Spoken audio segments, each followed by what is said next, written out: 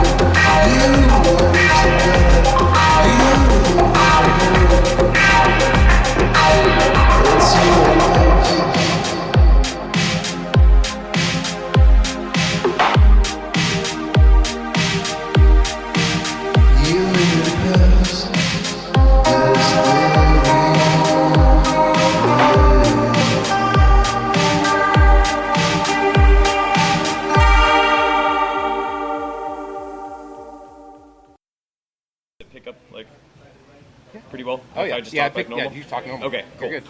It might even pick up some of the background noise, which is not bad. Sounds like a bar. Because we're at a bar. Yeah. As you can hear, we're here at Dr. Jekyll's Beer Lab here in Pantego. I am here with John. How's it going, y'all? Good. I think you might be...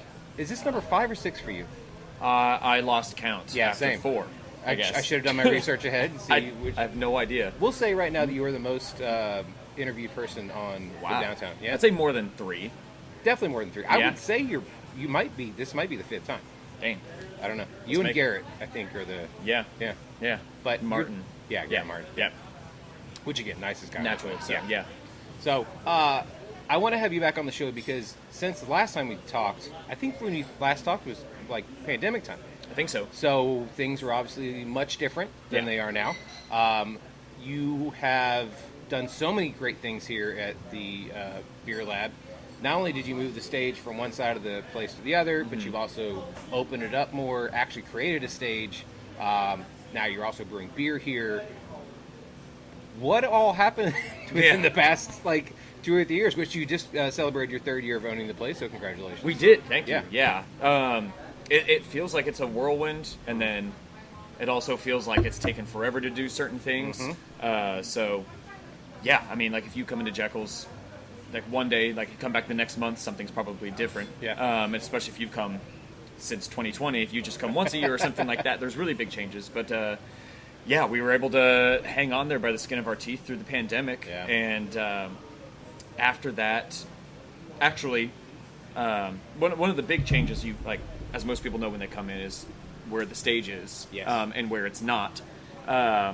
So, happy Juneteenth. We did this stage for the second Juneteenth festival we had last year. Right. And so, I think 2 or 3 days before the event, we decided to build this stage in a crunch. So, tried to get all the pallets secured, then drove down to San Antonio, bought beer for the Juneteenth weekend from Weathered Souls. I think still the only black-owned brewery in Texas, although There are... Okay, so there's one that is half black-owned. It is Neutral Ground. Neutral Ground. In Yeah, Fort Worth. that's right. And then there is Smittix. And Smittix is black-owned. hasn't opened yet. He hasn't fully opened, but he's been brewing with everybody from Martin House to Vector. There's to a lot of black Cyber brewers, Rock. thank God. Yes. And we want more. We want more representation. I ask them that on a regular basis, why do you think it's taken so long? It's not only the money, but it's also not a lot of black people, unfortunately, go to breweries. Yeah. It's picking up now, which is great, but I just don't think it's turned over the way it probably needs to. We need more minorities when it comes to brewing in general. Agreed. Yeah, I mean, beer is one thing we've learned that brings a lot of people together, and especially with America being such a melting pot, more than a lot of other countries that have established histories in beer. Yeah. So I do understand where there is a predominantly white consumer in craft beer, but I think America gives a huge opportunity to make it just about beer and the people, and so it's really refreshing to see that Smittix is about to open. I think this summer. He should have. I think at his, the latest it should be this summer. Brick and mortar. Yeah. I know he's already got everything inside. It's just getting everything permits and stuff. Yeah, like that, so. yeah. So very excited about that. I was actually checking on it today to see what the progress was. Nice. Looks like they're still brewing at False Idol. Are they? I think he's popped around a few. Yeah. Kind of like nest egg breweries. I'm not really sure. They kind of like incubators. Almost collabs. Yeah. Collabs, but just also, can I use your equipment? Exactly. Yeah. Need to make beer. Yeah. Because it's expensive, regardless of right. anything. Getting into brewing in the operation that a lot of people want is just expensive. Let's go into that because you. Yeah. I mean, you started. Okay, so how long ago? All right. Well, hold on. I want to back up even further. The spot that we're in now, from what I remember hearing at one time, was supposed to be Freaky Fermenters. Yeah. So, we'll rewind. Yeah. Yes, we were talking with Freaky Fermenters. They make hot sauce, obviously. They make beer as well. For people who don't know, very good hot sauce. Yeah. Former guest of the show as well. Yes. Oh, yeah. Perfect. We did a little kind of mini hot ones where we just finger tested all their. Yeah. They were all great. They're fantastic. Yeah. We love them. They're local. They're really, really fun people. Mm-hmm. They're, in their late 20s, early 30s kind of group. Just fun to be around. They were looking to uproot from their commercial kitchen rental space and actually have a more permanent home and space. So they would rent from us. That was the talk, and we got pretty far in it where they would rent a third of our building. We'd wall it off. We would get it retail ready in the front, because in Pantego, if you're going to do a business, you have to be basically retail or storefront in some manner. You can't just do manufacturing, which is what they wanted to do. So, we were talking about having a retail space, the sound of our 6x6 sound booth that just has a bottle of hot sauce under a spotlight, boom, retail, and a square reader. And then all behind that would be their manufacturing of the hot sauce, and then behind that would be brewing, and this actually back room behind the stage. Right.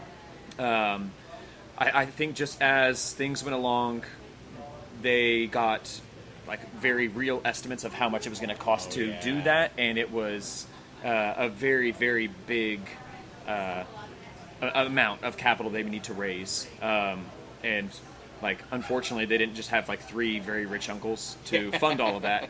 Not that I don't know anyone that has 3 rich uncles. I have 1 rich uncle. And that's it. Yeah. But I don't ask him for money because I don't like asking for money. That's weird. Yeah. Especially as, hey, I want to make hot sauce, and it's a lot of money. It was understandable. They were also trying to, I think, like dial in their business and grow their business, and shelling out that much money, trying to raise that capital, I don't know if would have like catapulted them to where they are now. So they hunkered down, they focused on their sauce. They're in Kroger now. Yeah. So they've made some really big moves and some smart moves. One of those smart moves being not renting out Jekyll's. We would have loved to have them next door because they are so fun. Yeah. And they would have brewed beer at the same time, and we would have bought it from them. They would roll it around the corner. That would have been the distribution, and boom, here we are. So that fell through.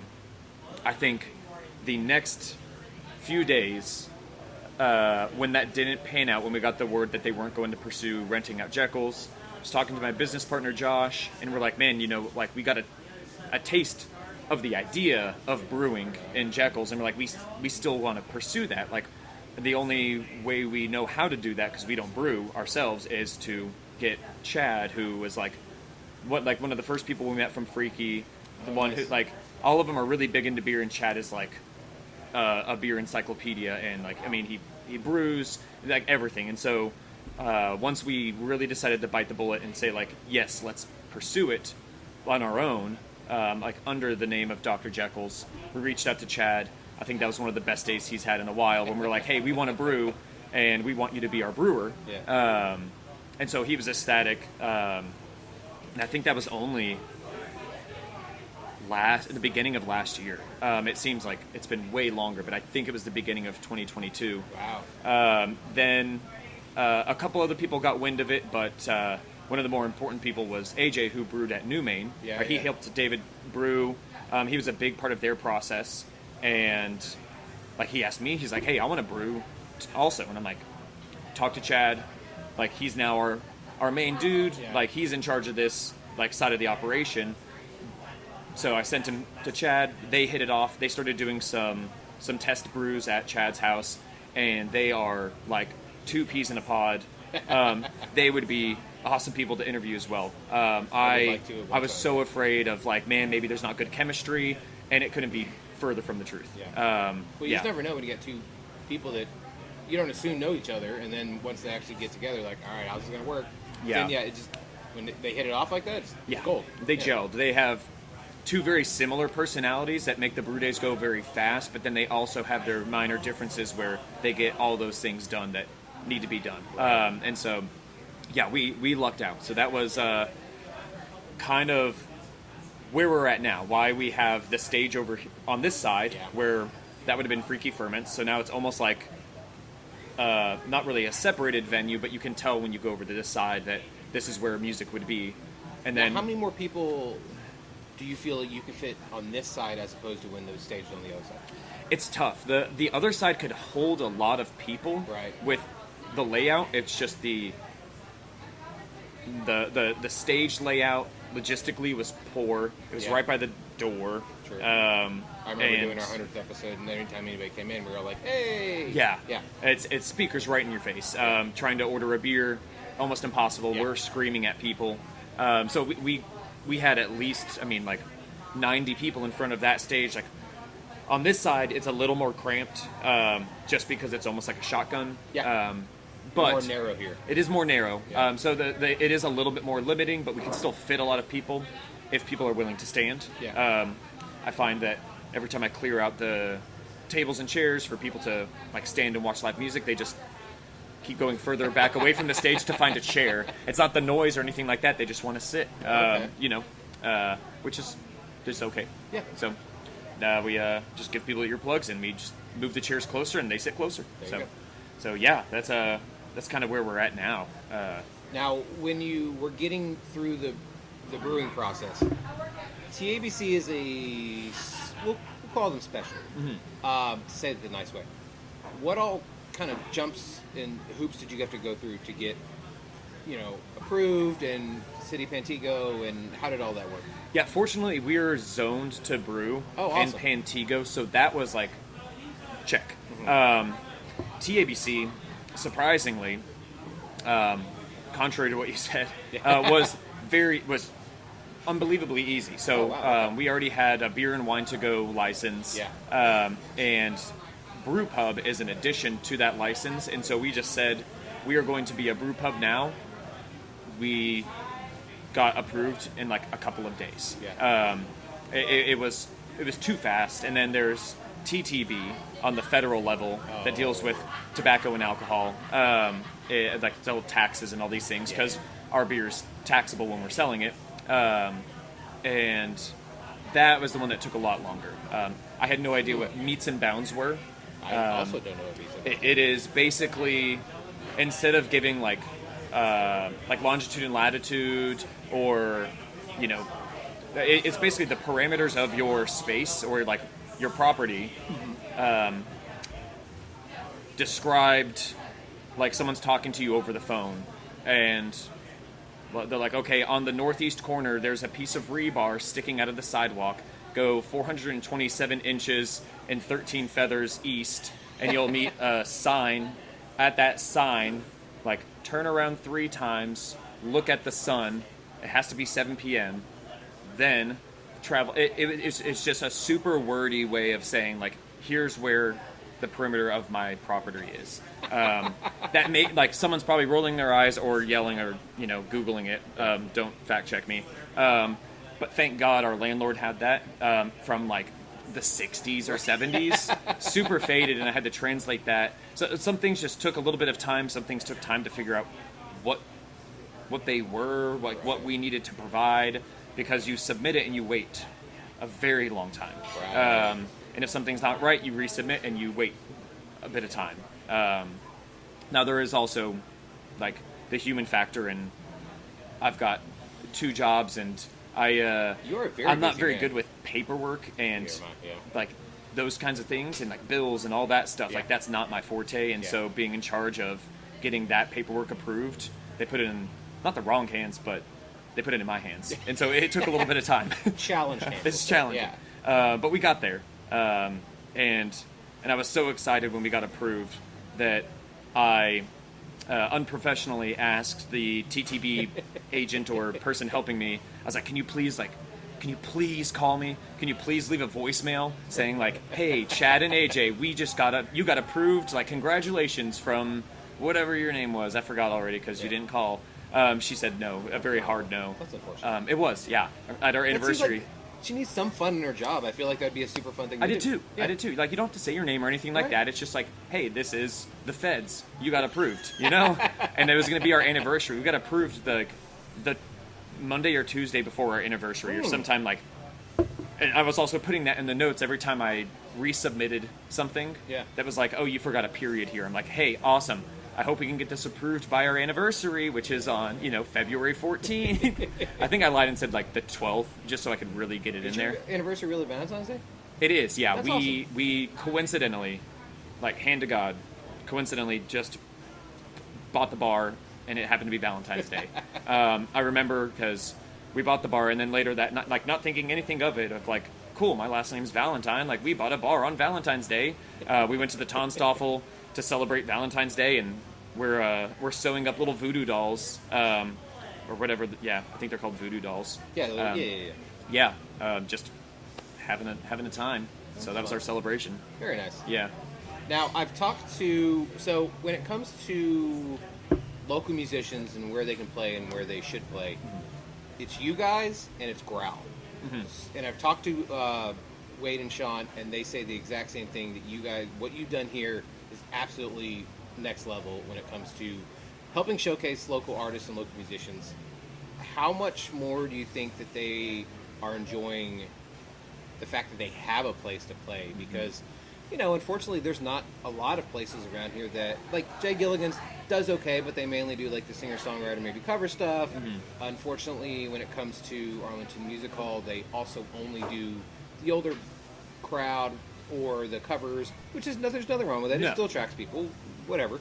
But I feel like we need, you know, more. We need more focus when it comes to the local musicians. Mavericks does okay now.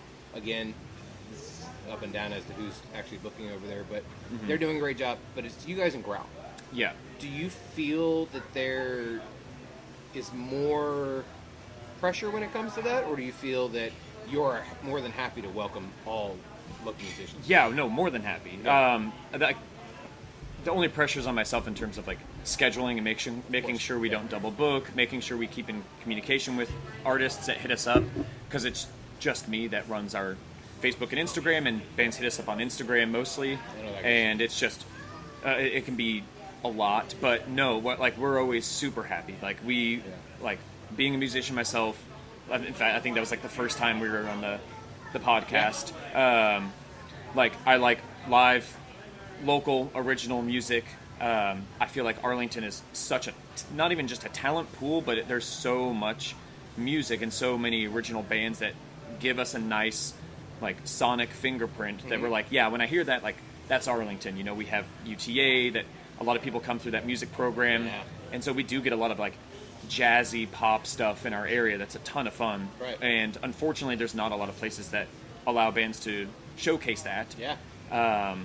You know, I wish we were perfect. I wish we had, you know, more money to throw at the live scene and like upgrading our stage and stuff. But I mean, it's fun to be like hand in hand with Growl and providing consistency to bands. Yeah. So like, not even just like I might be able to play there or not. It's like everyone's welcome to play. Please play. Like please come back. Like this is not just a budding music scene anymore. It's thriving and competitive in terms of, you know, there's only so many places to play. Yeah.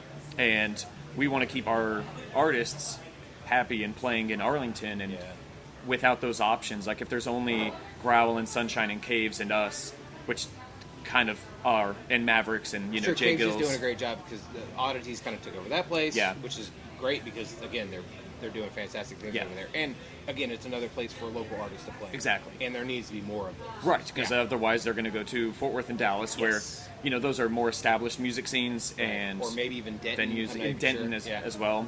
Yeah, so I don't know. It's fun, and it's also interesting doing music in Arlington because it's not like an old city, and it's not Denton that's just thriving with house shows. Like it is kind of a like an awkward place to play music if you think about it. But I mean, why not? You know, it's awesome. We love it. Yeah, I mean, speaking of UTA, you had Joseph Fisher-Schramm like basically almost booked here weekly for a month, which I thought was fantastic. 'Cause I worked with him at Levitt, and I think he's one of the most talented people around. And again, he's one of those people that is in probably 18 bands at one time. At least, Him, Lottie, and there's one other person I'm thinking about, but they're all in like all the bands. Yeah. So. Joseph, Lottie, Aaron Payton, like all are in so many projects. Like they dedicate their lives to music, basically. I don't know how they have time, like with their partners, and also like Joseph's making board games and video games, and I mean, like. He has to stay sane and to channel that energy, because if you meet Joseph, like a lot of energy. he's there. He's always there. We did a music residency with him where because he's in so many projects, every Friday Joseph came in for I think a little over a month, and I think we did like 5 or 6 showcases. I don't really remember off the top of my head, but it was always a different project, a different opener, something that Joseph was involved in. So even though you came to a resident show, it wasn't the same band, because that's what you'll get at a lot of big cities, is that you'll have resident bands and it's the same band and they're playing maybe the same stuff, which for some people that's awesome. I love it. Like I love Gary Devlin. If I could have him play Devlin's amazing. every single like Wednesday or Friday, that'd be awesome. But it was really special to have a resident program that was so different and prolific. and then on the last one, doing the ports board game that's right. kind of release his and board game. the music with it. It was just, it was so special, and we like being a part of special things because, you know, it's just, it looks like it's a basement, and so we're really casual and we don't force a vibe, and I tell people we're like a Mr. Potato Head, so like I can see that. if you have an event like a 2-year-old's birthday party, you know, like we were here last Saturday. exactly, like last Saturday, like set it up however you want. Everything can always rearrange any different way you want it to. Sure. So it's a ton of fun. And we even did a Mystery Science Theater thing here, which I imagine we'll do again in the future. Yes. And we were lucky enough to do our 100th episode here. Yep. I guess 2 years ago now? 21, I think. 2021. Yeah. Wow. Yeah. Crazy. But yeah, like you said, this place is very much a Mr. Potato Head. You can kind of create whatever vibe or theme or whatever you want going on here, and it's always changing. Not only with whatever bands or groups or whatever's coming through here, you guys keep changing it on a regular basis too. Like I'm looking above right now, and there used to be ceiling tiles here. And There's no more. There's no more. Yeah. So like whenever you are, all right. So how far out, brain-wise, do you work when it comes to what you want to do? And are you kind of like, all right, let's do steps, get to it, or just like just go balls to the wall and figure it out, and then we'll get on from there? I wanted the drop ceiling down, and so I started tearing the drop ceiling down. And so patrons were coming in and seeing me hanging off a ladder. Not OSHA proof. Do what? Not OSHA proof, probably. No. Yeah. Definitely not. No. 1 foot on the top. Yeah. And thankfully our rafter beams are very, very sturdy because I was hanging from them at one point. Oh, wow. And people were just sipping on their beer, just enjoying the show. They thought it was planned. Yeah. It was not. I had the drop ceiling kind of collapsed because I was on my way to my other job in the morning, and I didn't have enough time to like really do much more. So the drop ceiling collapsed. Like insulation and anything that was up there from the 90s, Oh, wow. like was on the ground, and How many dead animals? no dead animals. Just you knew there was probably in the 60s or 70s some animals For sure. And what better timing to have that project going with the drop ceiling and almost literal shit on the floor than to have a health inspection come through. Yep, at 2:45, and we passed. We got no mark-offs, anything like that. Good. I think they were probably understanding that we had a project going on, and that's not what the bar looks like at all times. Yes. But my butthole was puckered. I imagine. And I just hid over here, just kept working on the drop ceiling while she was walking around inspecting everything. Like, oh man, this is it. Here we go. So yeah, normally it's like when I see something and if I have time to do it, I start it. Okay. Unfortunately, with my brain, like I don't have a lot of things written down of like, here's our plan to do this. Right. Like the ideas always pop around. The ideas pop around until that one day it just snaps of like, you know what, this is it. Here we are. Yeah, Like yeah. the opportunity is now. You look at the time, you're like, I have the time. I could start doing it. I always think that. Yeah. Yes, like mowing the lawn, and I Yeah. got here at 5:32. Mowing the yard when it's 100 degrees outside. Mm-hmm. Sorry, I think the heat index was like 106 or whatever it was today. It felt okay. Not great. No, not great. Yeah, it's been worse. Not ideal. Better than the humidity we had. So Yeah. I will Lately accept it's been like a sauna, just walking yes. outside. So I'll accept it. Yes. So yeah, no, it's a lot of just on the fly. Like let's just try doing this because we're not a huge place. We have very amazing, lovely, like patrons, friends, like our community who comes here so often that they know kind of how things roll. Yeah. And so if they see something out of place, they're not like, oh my God, like I can't believe they seated me here without a coaster and there's, I don't know, a keg next to the table Right. that wasn't there last week. I don't know. That wasn't even good. Wasn't even good visual. But yeah, like we have a very forgiving and understanding.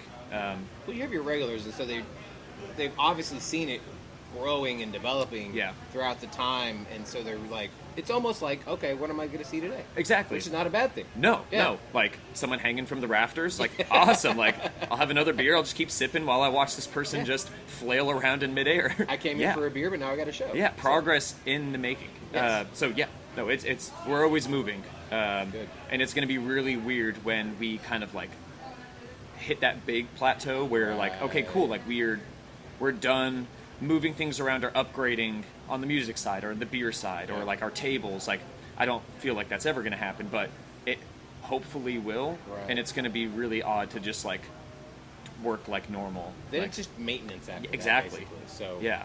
And it's almost like Joseph just like dialing down and being in only one band. And like, Well, that would probably what do you never do? happen. Yeah, it's like, what do Yeah. you do? So I'll always make stuff to make sure I'm still, you know, moving stuff around and fixing and renovating. I don't know. That's good though. Yeah. Well, so what do you see?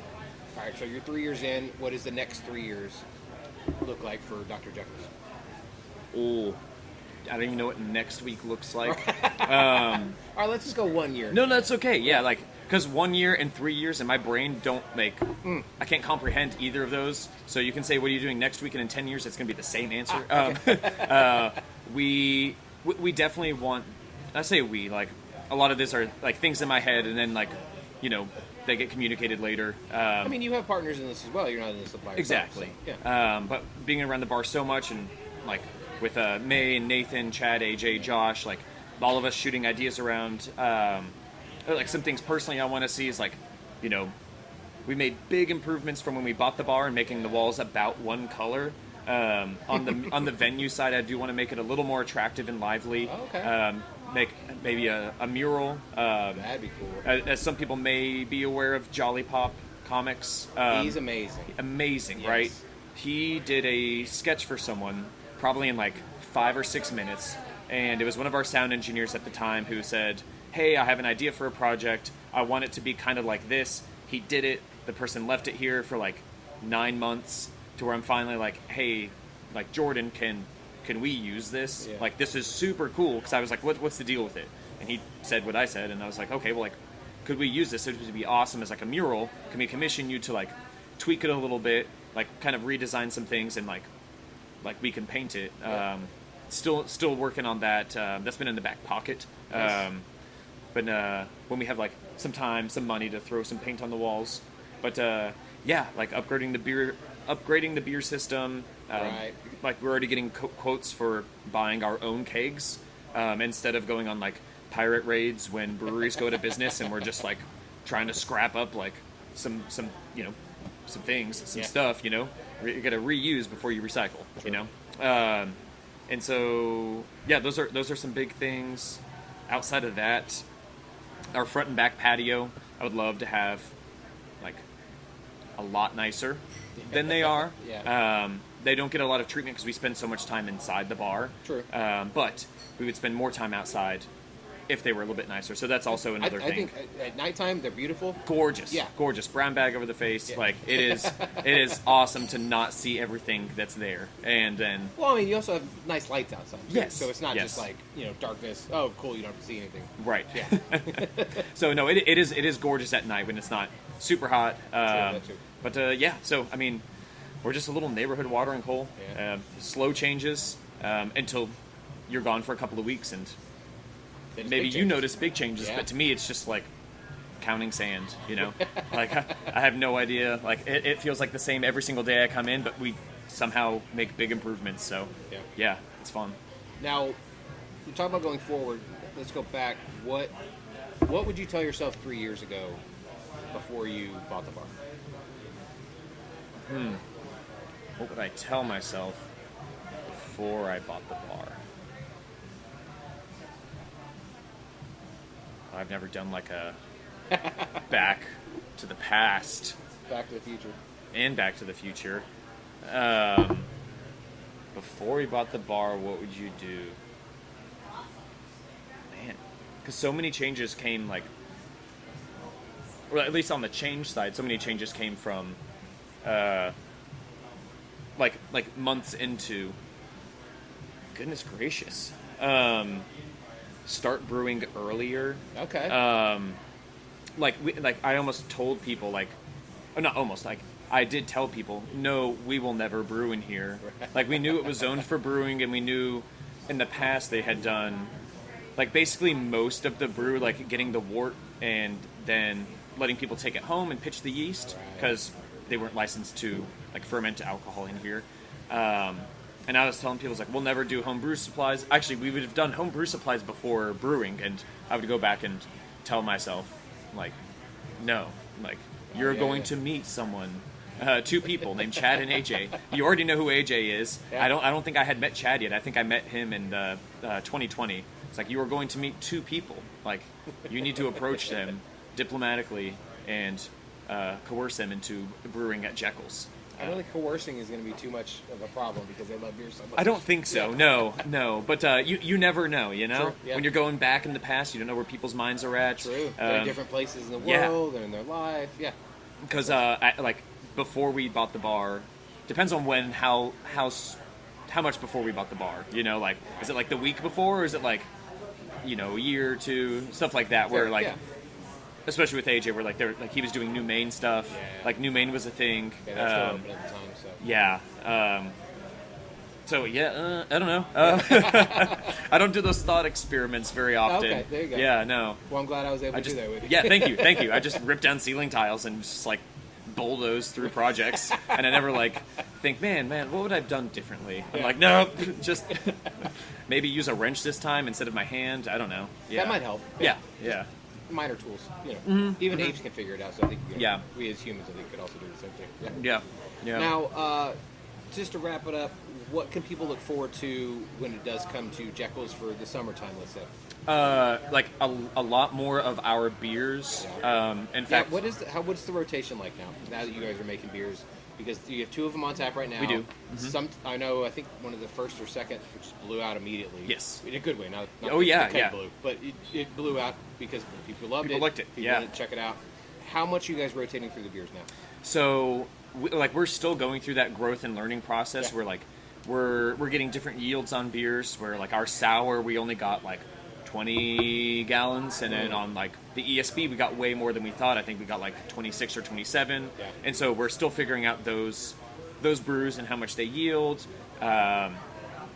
Like it's hard to base it off of our first few, which we've only done, I think 6, and 6 like original beers, and we've rebrewed, but we've only done 6, and so like in the first 3 had sold out extremely fast, and we knew like we can't base our like estimates on when we'd run out of the beer on the first few. We would love for all of them to go that fast, of course. Yeah. And so. Yeah, like we're about to release our pale ale tomorrow, probably. Nice. Maybe Wednesday. We need a beer line to open up. Okay. But that's propane and propane accessories. It's better right. than the first time, and the first time was amazing. And on the 29th, we are having our Kolsch night. So we brewed a Kolsch called Quarterly Kolsch. Yeah. And at the end of each quarter, we're going to do a Kolsch night where we only serve Kolsch. It's not going to be the whole day. It's going to be about 6:30, 7 p.m. We'll be seating people. And what happens, we just had one of our friends, Steven, make 3D printed like beer holders. Like it's called a Kranz. I saw them. They look awesome. Yes, yeah, they're a ton of fun. So it's called a Kranz, which means wreath. Yeah. And they hold Stange glasses, which means rod. Yeah. And so they're 6-ounce glasses. You sit down. And how many does it hold? It holds 11, but Yeah, we're going to okay. probably do like half and half just because when you're... So you come in, you get seated, you get a coaster, and every time you get a beer, we mark a hash on your coaster, and so that's your tab because that's all you're drinking that night. Yeah. And when you have an empty glass, we just give you another one. Okay. And when you're done, you put your coaster on top of your glass, and then you go and you tab out, or we tab you out at the table. And so it is going to be a very like traditional, true to kind of the Cologne, Germany style, where you go into bars and that's what happens. Like you go down and you get served Kolsch. Yeah. Like and you get served Kolsch until you're done. It is like never ending. So that's what the wreaths are for. that. We just keep bringing around beers to people until they're done. And so we're excited to not only bring like a new beer to the table, a style that's really light in the summertime that like thankfully a lot more breweries are brewing the Kolsch style, but I they love are Kolsch's, and it is starting to pick up back up again, which I think is fantastic. It as is, well. yeah. They're overshadowed by lagers, Yep. pilsners, pale ales, IPA, like almost anything that looks golden as a beer. Kolsch is second. Yeah. And there's a lot of different marketing techniques out there that I've seen breweries do that get it off the shelves and into people's refrigerators. But we think doing the quarterly Kolsch, like keeping that style regular, keeping it social, and doing it almost exactly how they do it in German, minus a a very indifferent attitude from the servers, and obviously speaking German, Sure. it is going to be pretty much as close as you can get. So it's cool to kind of take a little trip to Pantego and get served traditionally like they do in Cologne. Yeah. So you're not getting a pint. You're not getting a pint. You're getting 6 ounces, and you'll get a lot of them if you want. Yeah. So, That's awesome. we have a collaboration with Brutal Beer Works Awesome. in July. And so Brutal just won like 3rd best brewery in DFW. They just celebrated their anniversary, Yeah. which we were out at that one pouring our beer, which is interesting and also cool. Yeah. Super hot. But it was Super Troopers themed, and they did a maple syrup chug, which I think was probably the coolest and worst idea at the same time. Of like, heck yeah, man! Like you're doing Super Troopers themed like to the max, and it's like you're so sick. You're gonna vomit, and you're not gonna have a good time. So that's gonna be a lot of fun. I think we're doing a black IPA. I love black IPAs. And so, like, kind of revisiting a little bit of that emo goth theme. Yeah. There might be a little bit of like emo karaoke. Oh. And then anything after that, like new brews are still in talks. I don't know how much I should disclose on those. It's super fine, secret, yeah. you know. Let's get a 6th podcast. What? Well, this is what people can look for beer-wise. What can people look forward to band-wise coming this summer? Oh, That you boy. remember off the top of your head? Off the top of my head, You can cheat with your phone and calendar if you need to. Go for it. oh, thank you. Yes, bands. We're filling in the time talking about bands and what are we looking forward to? Because we have, with Oddities, Yes. booking at Caves, they also book once a month at Jekyll's. It's the last Saturday of every month. Okay. And it's called the Green Room. Yeah. We do Oh, that's all cool. the lights green here on the venue side, and the band's playing strictly green light. So if you're a photographer, this will really help you, like, bust your chops. Yeah. That's always a lot of fun. I know Cardboard Aviator's playing, which they're an absolute trip. They're super talented. He has a really interesting style where he does implement like auto-tune in his voice, like while singing, where that's pretty bold, I think, for a lot of people to do in like an original music sense, and not in like post-production. It's like here's a live set, it has auto-tune, like acoustic but also electric, like booming riffs and leads. Like it is sensational. I really like what Chris does with Cardboard Aviator. He's the one I know the most from the bands playing this weekend. Okay. For the Green Room, Said the People are playing, and a few others. But my calendar, we have a Friday show with the Sapphires, Nice. which, speaking of trying to keep tabs on all the bands, Right. I cannot find that conversation of when we booked them. And so I've been frantically going through the last like 4 weeks trying to find Sapphires in any conversation, and I haven't found it. So Oh, interesting. if this comes out before next Friday, It'll and the come out this Sapphires, Wednesday, yeah. if the Sapphires listen, please, for the love of God, Yeah, please. hit us up. We've got Labels and Echoes is Real. Toxic Madness is shooting a music video here Dope. on July 7th. Okay. And so they're going to come early at about noon at the bar, probably set up on the stage and hopefully raise some hell and break some stuff and make a cool video, because if you haven't seen Toxic Madness, they're a very young punk band that has captured every single like age demographic like available. Nice. If you are punk, you will love Toxic Madness. I've never not seen like some kind of mosh pit or dancing. So they're young, but they are not naive. They're really fun. Jimmy playing right after their music video. Josh Hansen, who was in Lunar Reverb, right. and I'm still trying to figure out if Lunar Reverb's still I like a haven't project. seen them post anything in a while, so I am unsure as well. Yeah, I'm not sure if he's doing solo. Josh Hansen is definitely an old soul rock and roll kind of guy, and the music he writes reflects that. It's really, really good, and I think he might be playing with Primo Danger, who hasn't played here in like a year and a half, 2 years. I need to follow up on that and make sure that's 100% confirmed. But Man, that's going. Now we're into August. When we do our Oktoberfest, I think we're going to have an Oktoberfest kind of like band performance from Sambati that does traditional folk music on September 29th. Very cool. That's July, August, the 30th. So we'll have our second quarterly Kolsch on the 28th of September, and then on the 30th we'll have Sambati playing traditional folk music. We're doing Oktoberfest, and they are like, it sounds so boring to say I'm going to go to a bar and listen to traditional folk music because you think it's going to be just some old like Bob UK Dylan-ish Welsh type. Yeah. Irishman guy just in the corner with a mandolin, and it's not. Like, they have this massive setup. They are all playing traditional instruments, marching around with tubas. Like, you've never seen a bigger draw from a band, and also more engagement with people just clapping along to music you've never heard, at least me. Yeah. But then there's people who are older than me who have heard this traditional music, and they go nuts. Yeah. You would think you're at a Bob Seger concert like 40 years ago. It's a ton of fun. And then Professor Fuzz has a few shows coming up late summer, early fall. Yeah. And so, yeah, we do as much as we can. Yeah. If you're listening to this and you're an original band, hit us up. Come on down. We love it.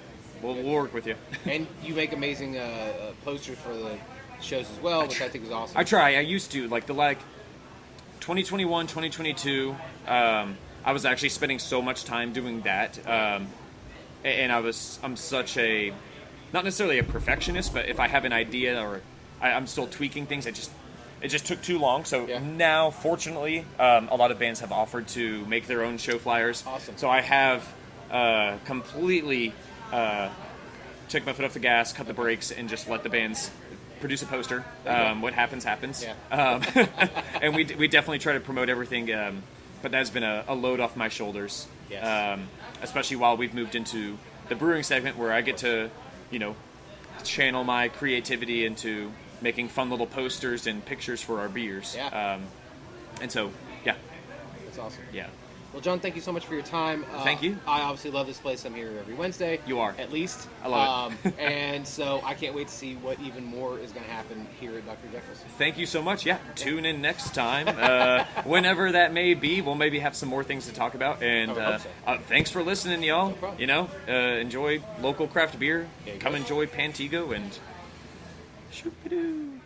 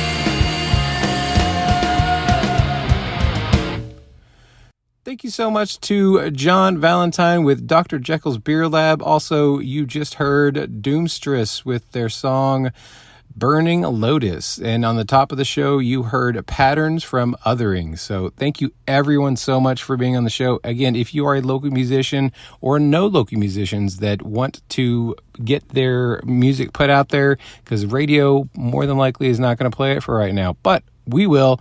I would love to have it on this podcast. Let people know what is happening musically in this wonderful city and the Metroplex that we live in. So while you're listening to all the fun music, make sure on every Monday you head on over back to Dr. Jekyll's Beer Lab because their trivia night is every Monday and it is from 7 to 9 p.m. And then also every Monday is open mic comedy over at 1851. Sign up is at 7:40. Show starts at 8 p.m. And then every Wednesday over at Jambo's Barbecue, catch UTA Jazz Night, which is from 5:30 to 7:30. And then also Wednesday nights is Trivia Night over at Division Brewing. That is from 7 to 9 p.m. Sign up and see if you can win that big gold belt. Also, this might be a short list, but every Friday we do have Find Out Friday on our social media. We have at least 20 things for you to do throughout the weekend, every weekend. So definitely make sure to check that out. Also, we have a Patreon. I don't talk about it enough, but we do have a Patreon. Get these shows early, and you can even get our backlog. We have, I believe, 1 through 30 up there now, and we believe we are going to be putting up even more, taking them down from the free site, and then you got to pay a little bit to listen to the old stuff. So, but yeah, until then, while you're doing out all the fun things, make sure to go out and eat local, drink local, and go rediscover your city. Tag us and send those pictures over to us on Facebook, Arlington Citizen Media, Twitter, ATX Citizen Media. Tag us on Instagram, Arlington Citizen Media, and send those pictures the old-fashioned way. Email arlingtoncitizenmedia@gmail.com. Also go to our website, www.arlingtoncitizenmedia.com. Don't forget to subscribe and give those 5-star reviews of the downtown at Apple Music, Spotify, Google Podcasts, and also hit us on SoundCloud, iHeartRadio, and YouTube.